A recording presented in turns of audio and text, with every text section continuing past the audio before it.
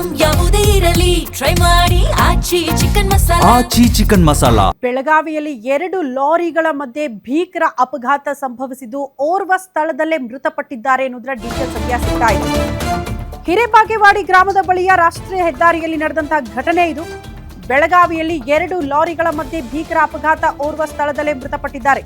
ಹಿರೇಬಾಗೇವಾಡಿ ಗ್ರಾಮದ ಬಳಿಯ ರಾಷ್ಟ್ರೀಯ ಹೆದ್ದಾರಿಯಲ್ಲಿ ಆಗಿರುವ ಘಟನೆ. ತಡರಾತ್ರಿ ಸಂಭವಿಸಿರುವ ಅಪಘಾತದಲ್ಲಿ ಲಾರಿ ಚಾಲಕ ಸ್ಥಳದಲ್ಲೇ ಮೃತಪಟ್ಟಿದ್ದಾರಂತೆ.